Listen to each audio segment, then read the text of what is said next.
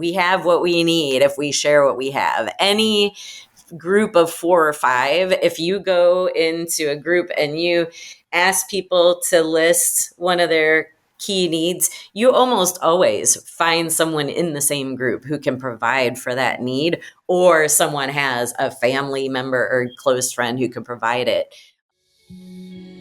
The old world is ending, and we have the opportunity to rethink everything. This is a show about the systemic problems in our world and the real solutions we have today. To transition from an apocalyptic storm of war, scarcity, and ecological collapse. To create an abundantly advanced, collaborative society that sustains all life. You may think it's an impossible dream, but the alternative is an inevitable nightmare. We're your hosts, Matt Holton, Amanda Smith, and Zachary Marlowe. And together, we can move past this economic absurdity and come together to actualize our collective potential. To create something completely new. We are Moneyless Society.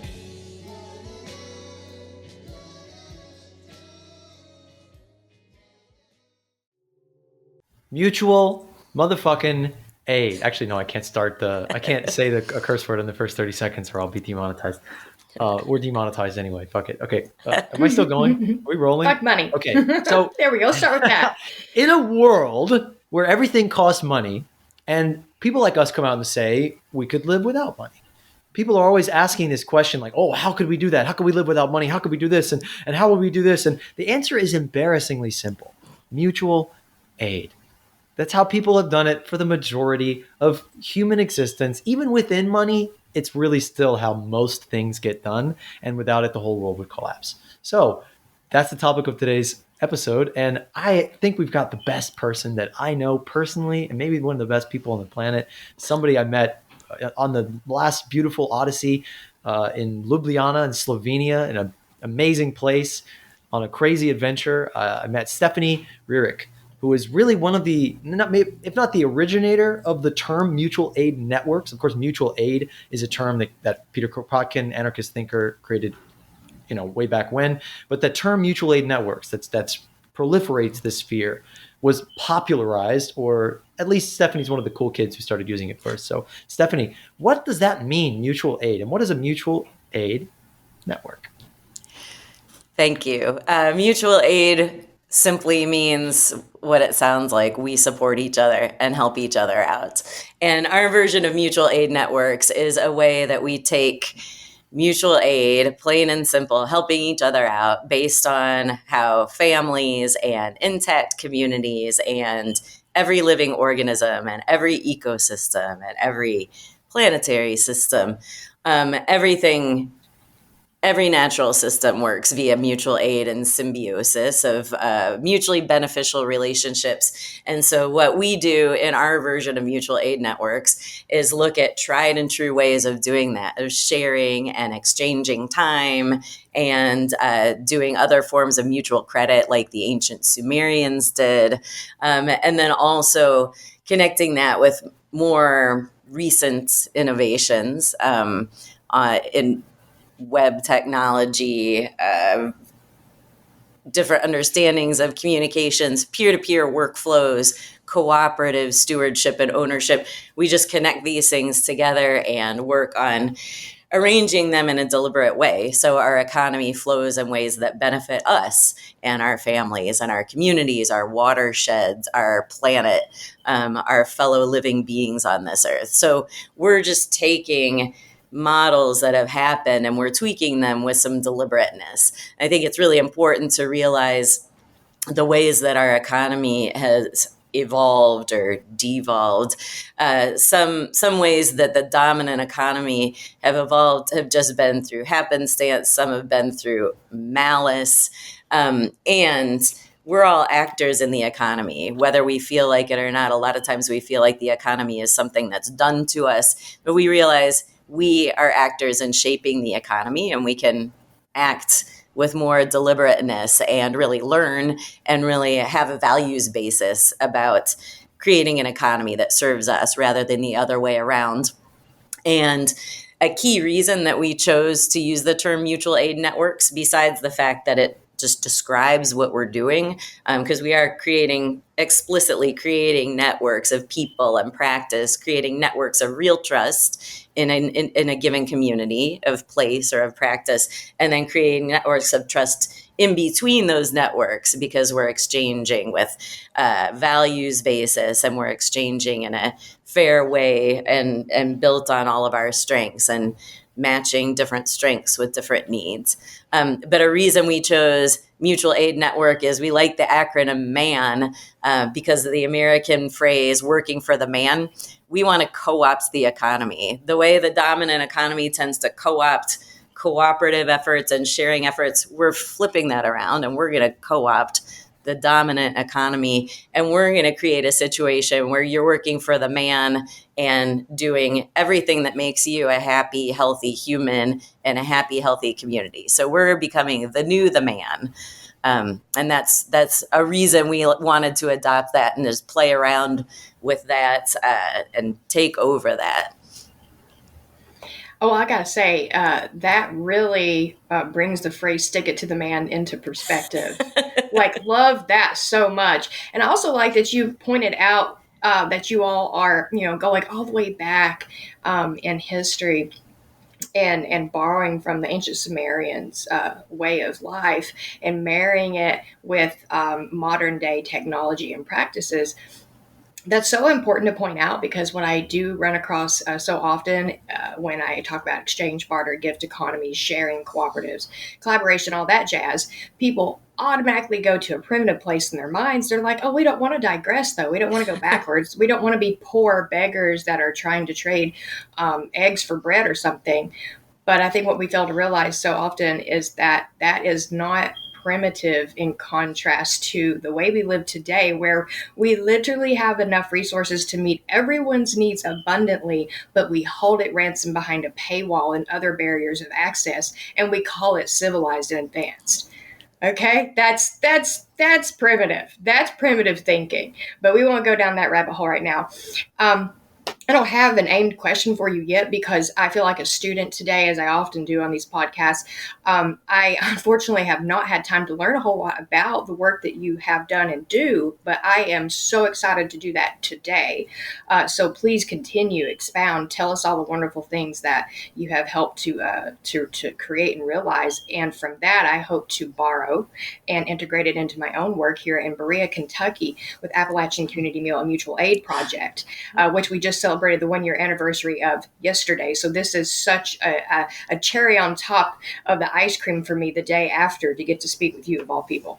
Oh, beautiful. Happy birthday. Thank you. Or anniversary. I like it. That's great. So actually, when you were talking about primitive living through mutual aid, it's funny that's part of the narrative, and I think that's a big part of sort of the forces at play that benefit from the current setup, where a few people, really relatively few people, have decided that they own everything, and they enforce that through force and also through renting the money to us to be able to access what we need. And one of the reasons I got into focusing on different forms of exchange is I read a book by Bernard Lietaer called The Future of Money. And he talks about during the times that the great cathedrals were built, money was operating under different terms where there was negative interest. So your money would lose its value if you were hanging on to it. So then that created an incentive for people to spend money to build big, long-term, beautiful things with good craftsmanship, to invest in maintenance before it was required, before things were falling apart. So in other words, the opposite of planned obsolescence. Exactly. In some ways, yeah. And utilitarian. Real quick, Marlo, yes. No, I want to pick up on a really quick thing you just said there that is just a Stephanie Sledgehammer's blow. It's so simple that we are renting money from the bankers. We are renting money.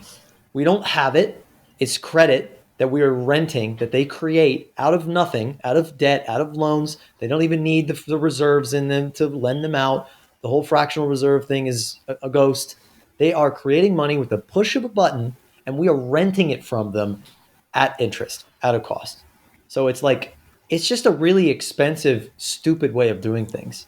And so Yeah. the beauty of like the mutual aid networks and all the different forms of optionality, which is a different connotation in capitalism of like, oh, optionality is the ability to have money and then you can turn that into all kinds of things. But if the only way to get what you need is through money, there is no optionality. You have no option. So what your work is doing and what we explored in the for the film and all these other things that I've been able to sort of dip into, the mutual credit, the time banking, the cooperatives, the platform cooperatives, all these new things are other ways for us to be able to meet our needs without money. How novel, how brilliant. Can you explain some of those different ways? Yes, absolutely. So we were born out of time banking. So time banking, time banking is where we exchange time instead of money. So it's a type of mutual credit. I mentioned how the ancient Sumerians operated, but basically you're just logging when I need some work done. If you are able and willing to do it for me, you do the work and you get credits for that work. So in time banking, you would do 3 hours of work, you would have 3 hours worth of credit in your account, and I would subtract 3 hours of credit from my account. And the beauty of it is it's created whenever you need it. Whenever two people want to engage in a transaction, you create the credit. Another beauty of it is when when you've earned the credits, you can spend them with anybody else. I don't have to be, just because you did a service for me doesn't mean I have to have the thing that you want. Then you can go to the whole network and you can spend the credits that you earned. So you can, for example, I've earned hours teaching piano lessons and I've spent hours having someone make a music video for me. I've had someone do shopping for me. I earned hours helping do mock interviews for the Urban League when they were helping people build their job skills. So it's a simple way to just create and mark and exchange. And in a time bank, another aspect of it that's important in any mutual credit system and mutual aid network, a key piece is just being able to find each other and being able to have a place where we can say what our skills and talents are and what our needs are. So just that information system that these are people who are willing and available to participate in this network and here's what they can do. That's a huge key to unlock all this potential and all this natural wealth that we possess. And then in time banking, everyone's time is valued equally. We don't put a price on our time. We consider, especially in our version of mutual aid networks, and our network is called Humans United in Mutual Aid Networks. It's a way we can differentiate our approach and be explicit about creating systemic versions of or systemic forms of mutual aid, because there are a variety of approaches to mutual aid networks. So we are very explicitly about creating a mutual aid based economy or creating a neighborly global economy. So in our version of mutual aid networks, we really consider time banking to be great for catalyzing and valuing and rewarding the types of work that are infinitely abundant, and I consider those to be care. Number one, caregiving is infinitely abundant, creativity, community work, civic engagement, a lot of things that can be made more abundant through cooperation. So we really treat time banking as very abundant and very values based. It's based on everyone has something to give. Everyone has offers and needs. Everyone needs reciprocity, that community ties are essential, that everyone deserves respect, and that all work is valuable. And that's a really key piece of it.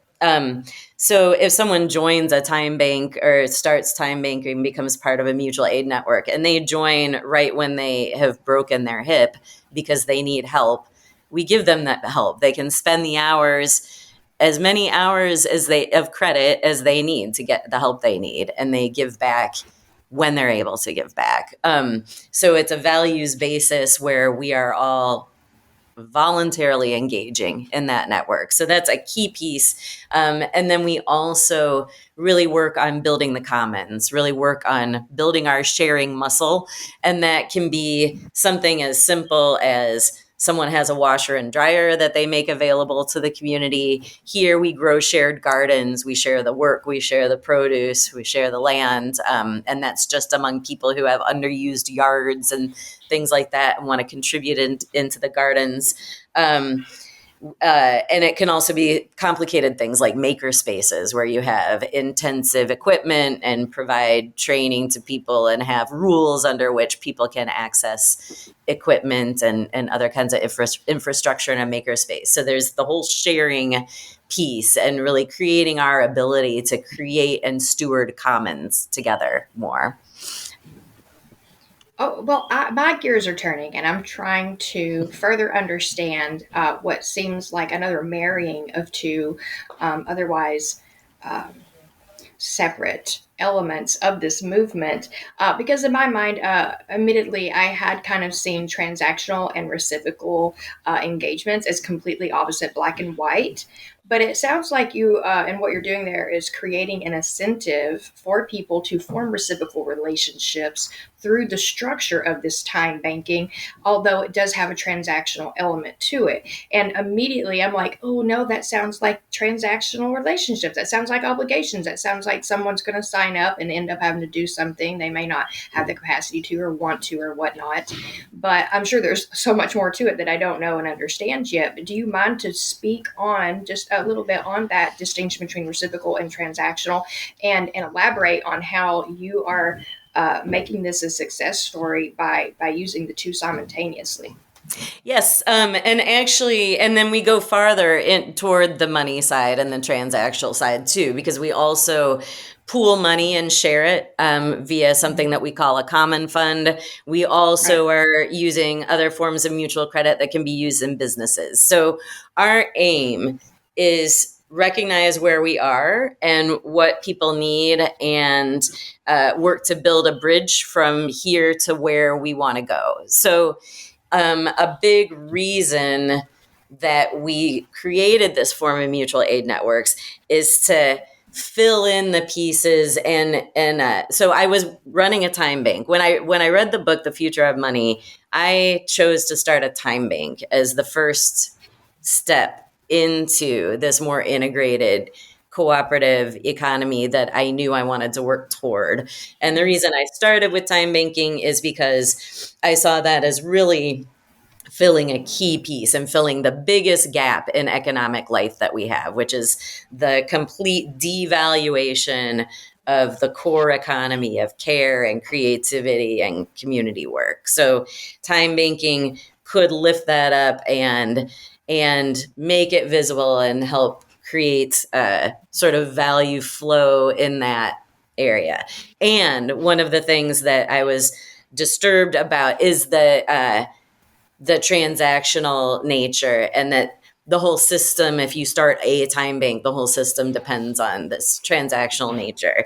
One of the things that happens in time banks always is number one, people are reluctant to record their hours a lot of times. And number two, even more than that, people develop relationships and just start to share. And in a time bank structure, when you set up as a time bank as a nonprofit, that's a problem because then they're not logging their hours and then you can't report it and you can't get the funding and stuff. And so early on, I realized a world in which if that's a problem, that's a problem. Right. If it's a problem that people develop relationships and start sharing, then we're not organized properly, which we kind of always realized that it wasn't really the right values aligned model to have a nonprofit to support something like time banking. So that's one of the reasons that we wanted to connect it with especially commons building and sharing and with cooperative stewardship. And one of the reasons that we wanted to connect it also with some of the other more competitive forms of exchange, like price-based mutual credit or things involving money, because there are places especially, well, so what we are doing is teasing out the different economic functions that need to be filled. And in my view, competition isn't something to eliminate entirely, but something to put into different contexts. So, for example, if there's something that difficult to obtain, very finite kind of resource, like maybe jet fuel or something like that, or a corner lot in a neighborhood, it makes sense to have some competition for scarce resources. And that's what we have been aiming to do in our version of mutual aid networks, is really recognize the where things are scarce appropriately, where things are scarce and could be made more abundant through more abundant means of exchange, and where things are appropriately abundant and how we exchange in those contexts. And ultimately, as I mentioned, we want to co-opt business as usual and pull it into a more sociable realm and build those forms of real trust that go very quickly toward people not recording time, but what people, or other forms of credits and really outright sharing. But what people need to be able to do is quantify enough and get enough experience to really feel that their needs can be met in this way is really the essential thing. And when we can get there without accounting, I'm really ready for that, because I don't like the accounting part and it quickly falls away. Oh, that makes two of us. I hate the math and the bookkeeping, and I love that you see the value and the trajectory that we're heading in. To get rid of all of that. I just want to clarify, when you say, and when it makes sense to have competition, I'm assuming you mean competition in the sense that the outcome is utilitarian as possible. It's as optimal as possible, not competition in the sense that whoever with the most affluence, whoever with the most money, or whoever knows the right people ends up with the corner lot. Exactly. And yes, a lot of dynamics need to change, but this is, for me, participating in mutual aid is something that helps bring about that change in people and how they relate to themselves and to each other. And because it is very values based, because it is cooperatively governed and stewarded, there are clear rights and responsibilities. There are clear expectations about how people interact with one another that are based in values. Wonderful. Thank you. So, two things there. One, the sort of metaphor of the bridge is, resounding, and we filmed at the famous three bridges in the cutest little fucking town in the world, Ljubljana, in dearest Slovenia, former Yugoslavia. It's a bridge. It's training wheels. It's like most people can't really imagine doing things without accounting or trusting people or going on the limb and saying like, all right, I'm going to mow your lawn. You better get me back, Whereas you pretty quickly figure out, oh, okay, yeah, that's one of the most powerful things I think that Kate said about another time banker or mutual aid networker that we met. She said that their feast, that they had too much produce and they started to have a big meal, and it was like just a thing that it emerged very organically in the way that the Appalachian Community Meal did, where people started to come together and give away their excess, and it brought people together. The cascading, unexpected effect of the companion planting of human beings was the relationship. I love that term. That companion plant. I'm going to steal that. The mayor could be sitting next to the homeless person. Somebody could be sitting next to, somebody with an idea could be sitting next to somebody with the money to execute it. Somebody with a guitar could be sitting next to somebody with a drum kit. People meet each other and the relationship is formed, and it all becomes an excuse for a relationship. So the time banking isn't just about us obsessively and I think neurotically, because we have a neurotic obsession with making sure everything is equal and everybody's square. And this is just not how humans were for the majority of existence. My favorite anecdote in the entirety of David Graeber's whole massive body of anecdotes is from Debt, the First 5,000 Years. And it's this anthropologist is in the Nordic or the North Pole or something, or he's in somewhere really cold and snowy. And he fails at the hunt. And he comes back to his igloo, and there's like hundreds of pounds of walrus meat. And he's like, whoa, thank you. He sees this guy walking away and he's like, don't thank me. Where I come from, we're human. We help each other. He's like, what I get today, you may get tomorrow. And he's like, he says this hardest line ever. He's like, where I come from, we say, by whips, one makes dogs, and by rewards, one makes slaves. So it's like, and he basically says that many human beings throughout history remarked not the ability to calculate and count and say you owe me and I owe you as what humanizes us, as what makes us human. What makes us human is to not do that, is to say, I got you, you got me. We'll sort it out. It'll sort itself out. And that's the beauty of this sort of relationship-based economy that we are getting back to. As somebody said the other day on a call, it's not that we're trying to go beyond money. We're trying to go back home to what was before money, to just what was obvious, to what obviously works. And with all our technology and fancy gizmos and gadgets and networks, like we could just do it so much better, so much easier. I think that's one of the a surprising, well, I guess a unsurprising paradox is I think that people really are starved for this and are really recognizing that they want something different. But now there's some sort of perception out there that we're waiting for some technological breakthrough, that we need some blockchain thing, that we need some new platform. And I've been working in this realm actually since about 1995 when I helped start a different local currency. And we have what we need. And I think this is part of, it's by design. It's one of the reasons our economy is so deliberately obtuse. It's deliberately obscured. We all think we don't understand it. And partly because the dominant economy isn't actually understandable. It's just a big disaster. I think we should look away and realize we really have what we need if we share what we have, if we recognize what we have. And it's not about the technology. Some good technology can really help make it easy. And we're working on that. We have some really great, exciting things. In fact, right from here, I'm going to a very exciting meeting about how we can connect up some different tech threads and really create a cool system. And it's really the networking with people. And it's really, I think that's what people are afraid of. And to be honest, that I was afraid of that and really averse to that. When I went to start the Time Bank, I thought I'd bring the system here, turn it on, and people would run with it. And it doesn't happen that way because it's a different habit that we need to get into. And it's social.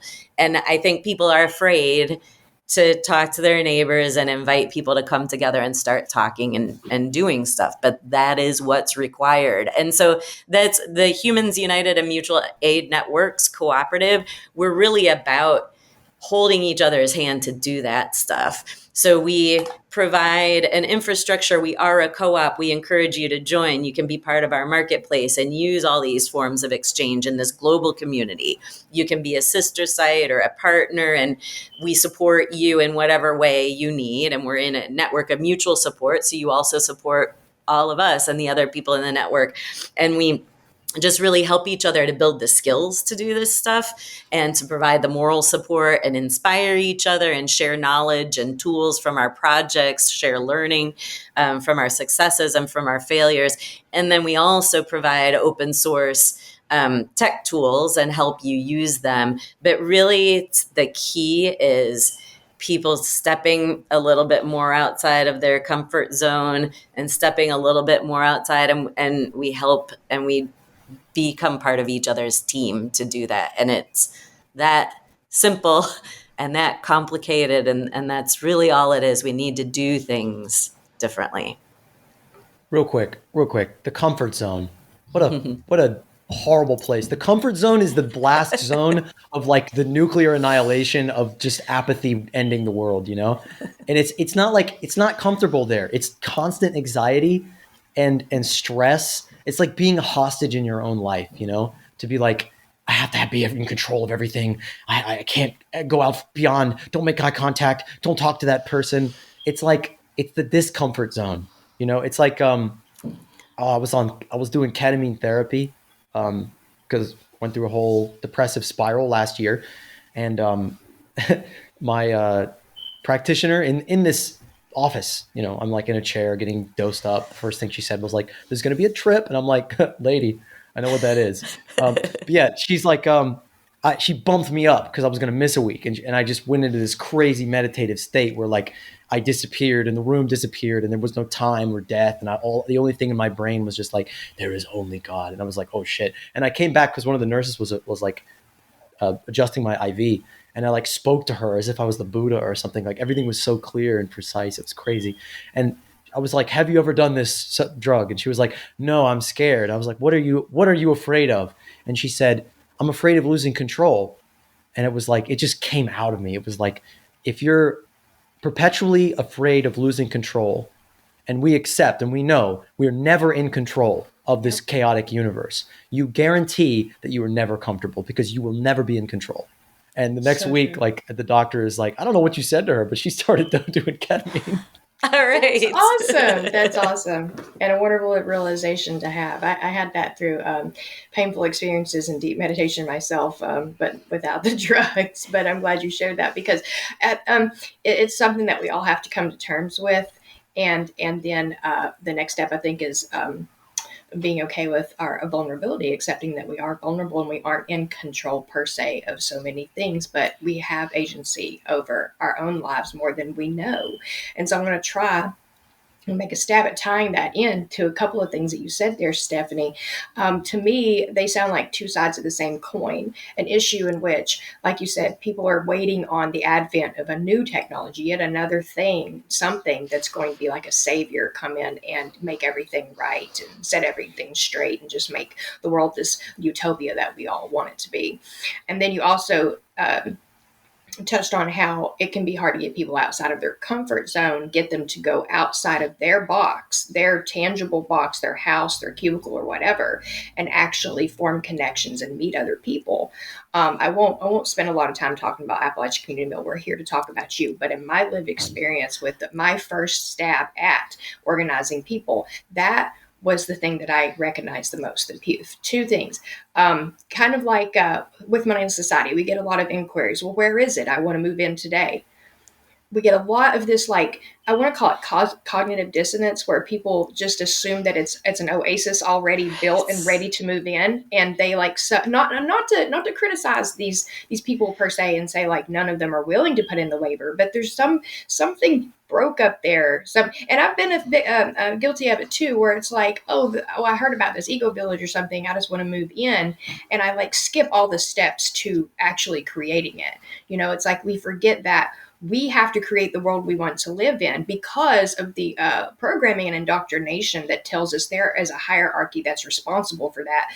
And that is such a paradox. That is such a toxic paradigm, because the hierarchy doesn't do anything but destroy the world we're living in. But that's another rabbit hole. But now to circle it back around, you have people that are expecting it to just be built and ready to move in. And then you have those same people and more or less that are the ones who don't want to venture out and socialize, make connections and I guess explore failure and ups and downs that are entailed in building this world that we want to live in.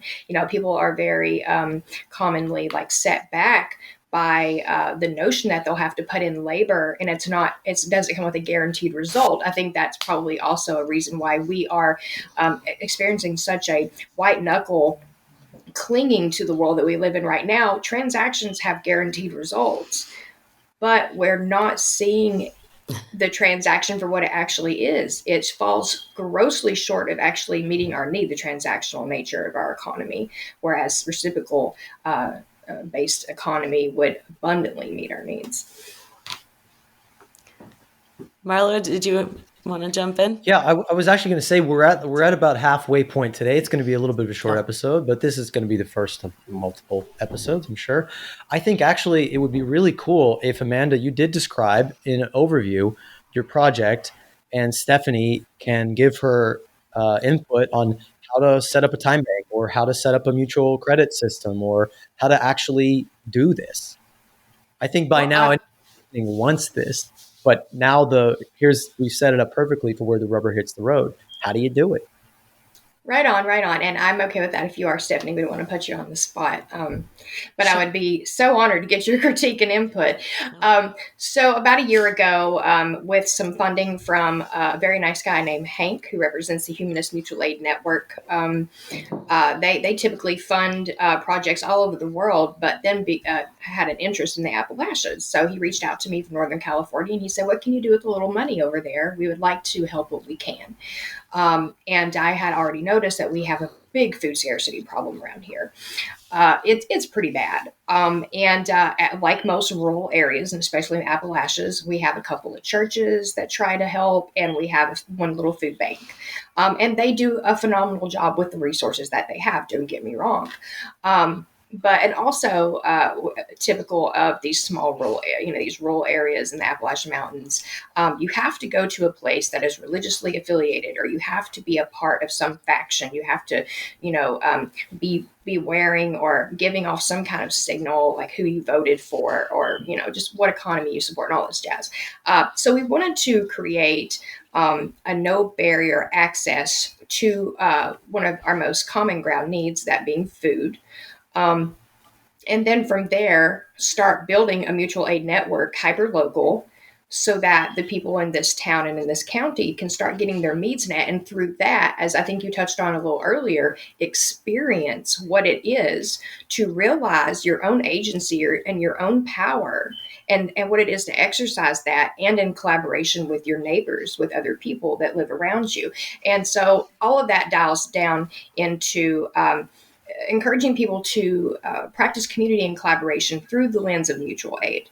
But mutual aid is a term that it tends to be vilified, especially in areas that are very Republican and conservative. It's the Red Scare, it's communism, it's all this jazz, So we took it back to the root of Appalachia and touched on, like Marlo was saying, that this is how people have lived for most of human existence. It just got mutated and relabeled and rebranded and all these things by all these different groups. But at the core, it's simply people showing up with the courage to accept that they are vulnerable in this world, and that we are codependent, we are interdependent, and that we are each other's most valuable resource, and that we can exist abundantly if we choose to share. And sharing is not synonymous with scarcity. That's another thing I run into a lot.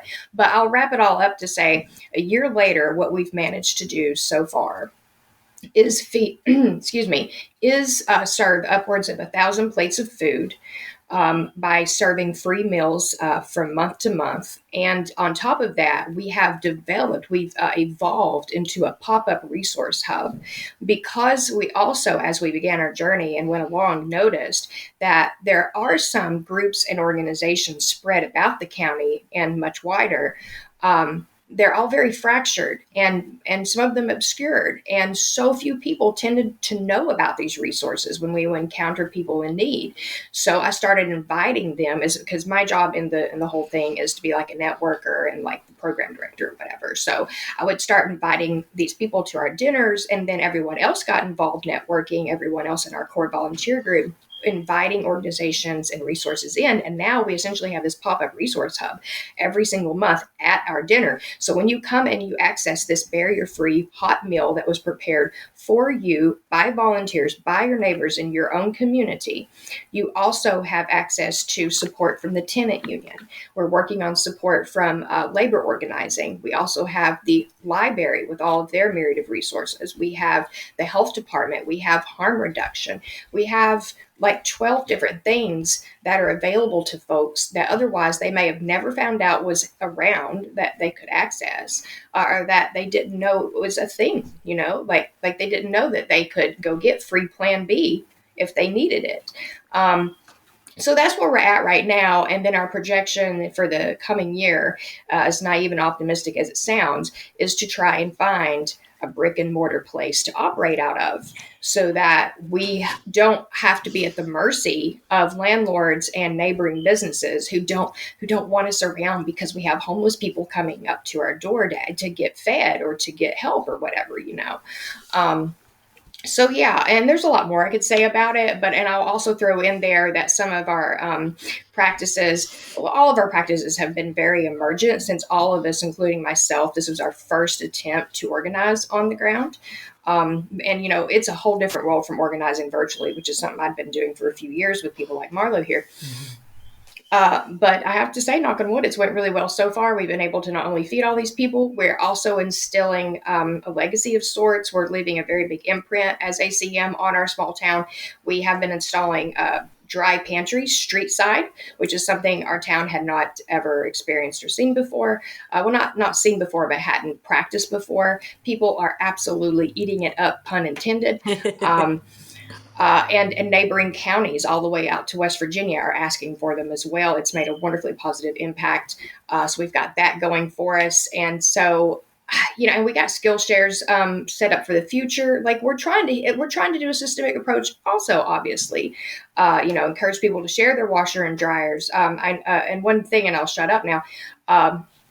One of the things I like the most, one of the clearest examples of how this has been successful, though maybe on a small scale, is one of the things we do is we have a resource sign-up table. So basically, we'll cover that table in literature, and it's as simple as a flyer and a sign-up sheet for each resource or volunteer organization in town. So if you A, need their resources, or B, want to get involved and participate, you can leave your name and information, and those people will reach out to you. And as a result of that, one of our dear friends, volunteers, and neighbors here in town by the name of Ruin, she has a place called Gaia's Garden, and she has a garden. And it's the only one in town, and everybody freaking loves it, and I love it. And she supplies freshly grown produce to our dinners. But all that to say, through that resource table practice, she was able to get much needed childcare. I love that you pointed out that caregiving is number one. That is the most undervalued resource in our society. She was able to get quality and trusting childcare, and she was able also to get some helping hands in her garden. And that fluctuates, and so that's where I really wonder what we could do different and arguably better, so that we have a more consistent way of meeting people's needs in that way. It's what you're doing sounds incredible, and like you're doing so many of the pieces of what we aspire to. So if I were going to fill in some things, so I'm just going to pretend that you are a sister side of the humans, and what that would mean, or that you are working in this context. What you could do is have people, when they're showing up to these things, make it available to them to sign up into mutual aid cooperative and earn hours for their time. So the people who are currently volunteering could earn hours. Often you get new people. A lot of times in time banking, most of the people didn't previously volunteer. So a lot of times you reach just a whole different segment of people than typically volunteer. But if people earned hours, then they could earn hours preparing the meal. They can go off and find childcare, but they could also just have their imagination take over and have this whole access of, because when you're doing time banking, when you sign up sort of more formally into the mutual aid network, then you can see all these other offers. So someone might choose to just do something you never would have dreamed of. But care and transportation and companionship tend to be the most commonly traded things. But people also do graphic design and a whole variety of things. So that time banking piece could help to create, could help to create more of the informal support networks that people have agency to pursue on their own. I love how you talked about your work being emergent, because that is a beauty of working in this way. And Marlo referenced it too. Like when people start coming together to do things, the possibilities just open up because you see all this potential that you didn't have before you came together. So it just opens more possibilities. So the time banking piece can have that resource flow going sort of on a more ongoing basis and a more self-directed basis, and can also create some opportunities for different people to see ways that they can connect. So someone who might not normally come and participate in the meal might see a role for themselves. When you were talking before about sort of people's comfort zones and how those have shrunk and all that, you did refer to the fact that all of this kind of practice has been beaten out of us in our culture, in this dominant culture that I grew up in. They put you in school and you get used to being told what to do and given structure all the time. So our sense of agency sort of has been stripped away. And one of the ways that we started to perceive it is that redesigning work, that using these mutual aid tools to really have people see a role for themselves, have it take on have them take this on as part of their work life. When you're talking about the transactional nature, people realizing, well, I might need to do things I don't totally want to do. Well, there's work in this world that needs to be done that no one totally wants to do, or not very many people totally want to do. And, some of the serious caregiving, at some point, I might need someone to wipe my butt. I don't expect everyone to want to do that, but I hope that when we're creating a spirit of mutual aid and we're really getting into this community vision of reciprocity and what's valuable and the social connection, that will be something that people do for each other. And sometimes you need to have an incentive. Sometimes some of the care networks, there's a long-standing care network in Japan where Furiai Kippu, it's an early version it's a pioneering version of time banking, but people provide care for older people in their own community and typically will give those credits to their parents who live far away. And they've done studies that the level of care people provide is much higher than when they get hired into that situation. Especially here, you get paid $8 an hour to do very difficult work. It changes everything when you're equating the care you're giving to the care your parents would get. Wow. Yeah. So it just changes the dynamic. So in going back to your example, another tool of mutual aid that might help is this common fund, which is a way that we've adopted from other communities and adapted where people pool money and govern it. You could create a common fund where people all contribute in so you can get your brick and mortar place and you can do some interesting things. So they have a stake in it as a cooperative with clear rights and responsibilities. And we've been working with lawyers and with other legal people who are in the cooperative legal realm to really work through how you create a cooperative stewardship and ownership where the financial capital never takes precedence over the social capital going in. You can create ownership structures where contributions of time are valued as much or more than contributions of money. These are all things that exist that we can adapt and play with. And really, and so another way, if you were a member, partner site, sister site of the humans, so you would have access to tools to do that. You would have access to a lot of hand-holding about how to make it work, learning from the experience of people who've done more of it. And you would be also contributing what you do, how you run your resource fairs, as much as you are willing to. Yeah. So no one has to do anything, but we agree to come into this mutual support realm. So everyone can learn from your experience and that you can turn around and earn credits of any sort to support another community to get going, maybe somewhere close to you. And I did want to mention that a community in Appalachia really provided some real inspiration to us in our early days of forming the model. And it is based in religion. So this is one of the things we want to, in the Humans United and Mutual Aid Networks, we want to provide a lot of kinds of community support and feeling and the levels of education that religion does. We want to provide these kinds of spaces without requiring a belief in a particular entity. In fact, we are very explicit about creating an economy for the 100%. And I can't stress this enough. The 100% is going to include people who think things we don't like, who believe things we don't like, who do things we don't like. There are people who've committed horrendous acts, and everyone's part of the human family. And what I see us needing to do is create avenues where we can come into cooperation with people who think very differently, and we can create avenues of material interdependence, and we can create social infrastructure that lifts us all to be our best selves, that helps strip away some of our differences and lets us leave them at the door. Also helps bridge some of our differences because we're interacting with people more, that's based on our common values, that's based on what you need, what I offer.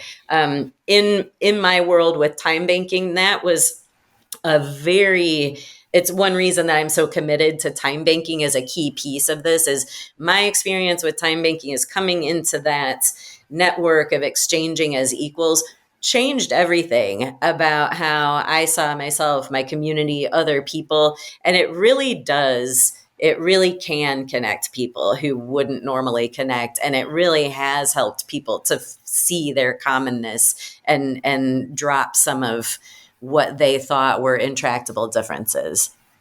Beautifully said. Beautifully said. And again, I'm just loving, don't mean to create an echo chamber here, loving all the things you're saying. I just have to cling to something really fast, Marlo, in case you are waiting to speak.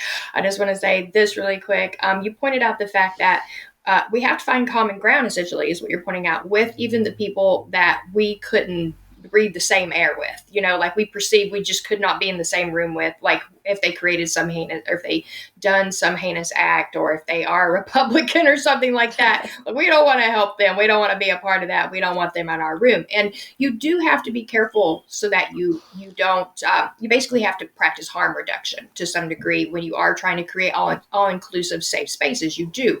But on the broader sense, you have to be able and willing and know how to navigate that common ground collaboration with the folks that you wouldn't necessarily let into your intimate spaces that you want to keep safe. But all that to say, I think that's a whole other podcast that we could do. The fact that, as Martin Luther King Jr. said, and I'm paraphrasing, what harms one harms all. We have to remove the moral economy narrative that we have in the background about who deserves food and who doesn't, who deserves housing, who doesn't, who is a criminal, who done something heinous and doesn't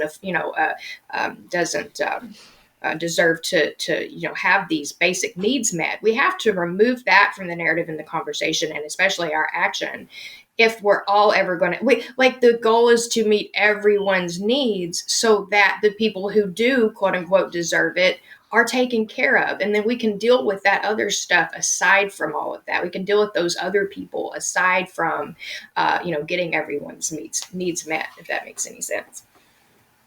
Totally.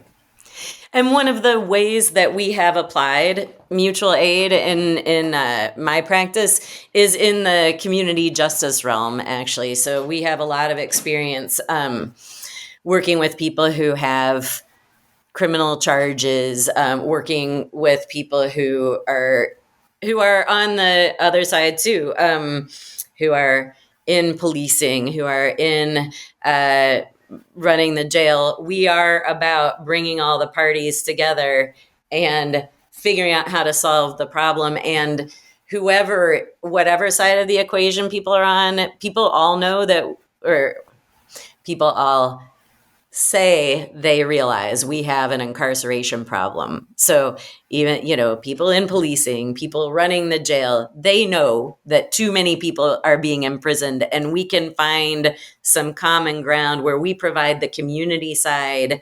So that's a really big piece of what we do is apply mutual aid. We do a lot of applied mutual aid, like create a project that fills a community need using the time and talents of our members as a resource base to do it. And then you're creating that economic flows that help divert some of the things from this the carceral capitalism that we're laboring under. Our economy really is built on mass incarceration. We need to realize that. So we're working on displacing that part of economic life and, creating collaborative relationships to be able to have institutions do things differently. And even more, because we're doing this mutual aid economic background stuff, that creates the social networks, the social, economic, educational, recreational opportunities that help keep people doing healthier activities and keep people out of the criminal system and out of criminal behavior. So it works on all of it at once, and that's a thing that I would really like to build up more and more. And just by getting those people's needs met, you're inherently reducing the risk of them ending up incarcerated. But because when people's needs aren't met, that just goes down another rabbit hole. The shame, the guilt, the violence that results, just the petty crimes that people can end up in jail for trying to meet their needs. So yeah, I'm sorry, Marlo, you had your hand up. I was just laughing because I was thinking about Stephanie was talking about restorative justice.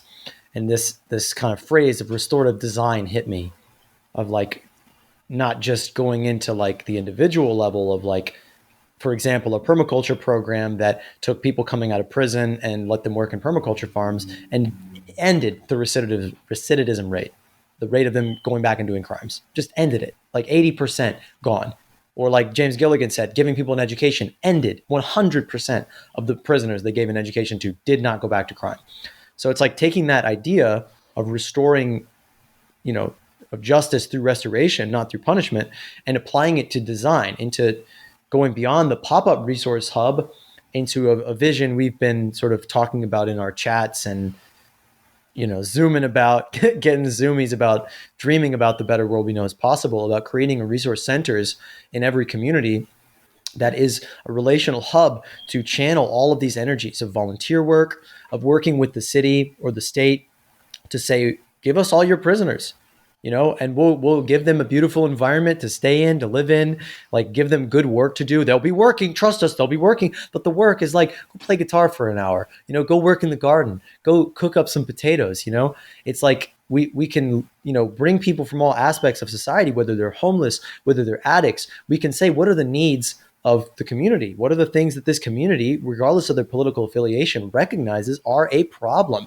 Appalachia is riddled, as I know very well, with people who are addicted to drugs, people who have no jobs, people who are homeless, people who are struggling. But there are also people who are just sitting around with fuck all to do because there's no jobs, because the coal industry vaporized. And those are people that want to work, they want to contribute.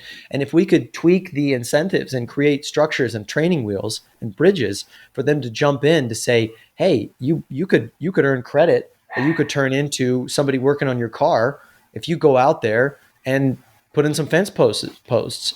I have this vision that I would love to do another episode talking about the sort of next phase of this. Like, how do we take this to the systematic scale, to the network scale, or just to like, what would we do if we had the big funding, or if we had the big people around us to pool funds to make this?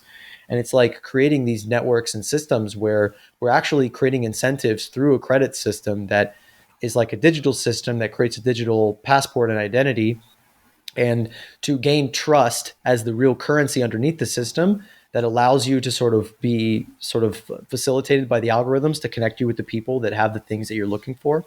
Like you have an option, like everything you do in the system increases trust. Just being around other people that are in the system increases your trust. Accepting help increases trust. But the thing that increases it the most is going out and doing something without a reciprocal reward. So you go within the credit system, you go fix somebody's car because that's what you do. And you say, actually, my needs are met right now because I'm working through the system, because we're using mutual aid in all these different areas. I've got credit here. I've got time hours here. I've got sharing economy here. We've got a commons-based community garden here. My needs are good. I don't actually need this credit right now. You could say in the application, pay it forward. And it could algorithmically go and give that credit to somebody who needs it in this sort of karma system. And so that would increase your trust more than anything. So it's like it creates this incentive, this positive incentive to send people out there just looking for quests to go and help and improve the world. God, I and, love and that. realize like, oh, fuck, I can help. It sounds like that would feed directly into the reciprocal economy that we ultimately want, and make that transactional nature fall away, and that pay forward mechanism. And then, as you described, all these systemic approaches of having our needs met abundantly, it just hopefully, the hope is at some point it becomes a feedback loop that is just as interrupted and just as resilient as the one we live in this capitalist society. And in doing that, people have their needs met, and they'll understand our value, and that it's inherent, and that it's going to be there, and we're going to be able to tap into it as we need, when we need, versus having to set up these transactions and be satisfied right away, which of course is the inhumane aspect. Okay, Stephanie, we're right at our time, so I this is part one. Of course, we'll be back if you'll have us.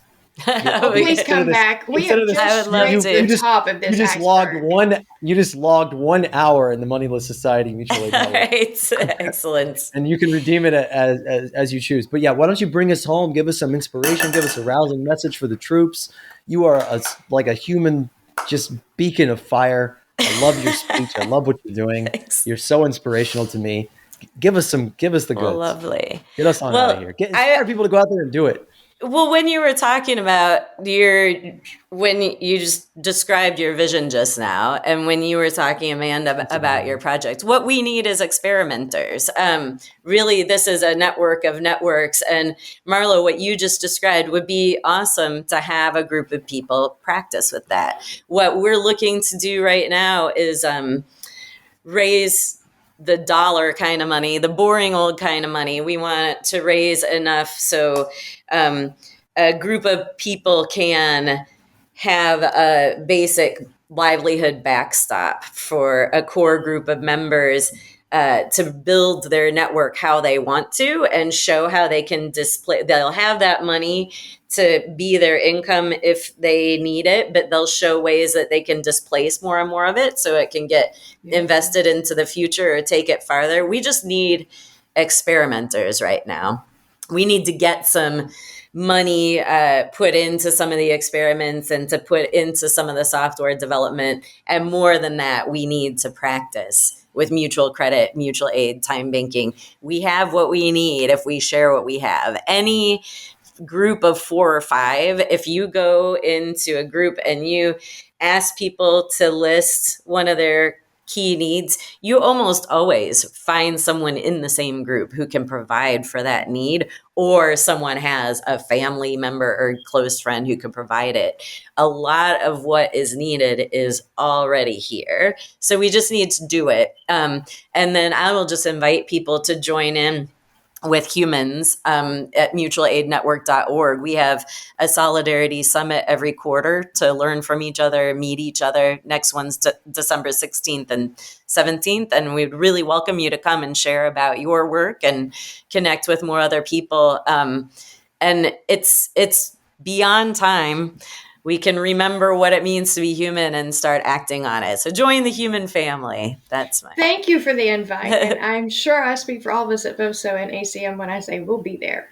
And we're excited about it. All right. I'm excited about all that you're doing. So I really appreciate this. And I look forward to coming back.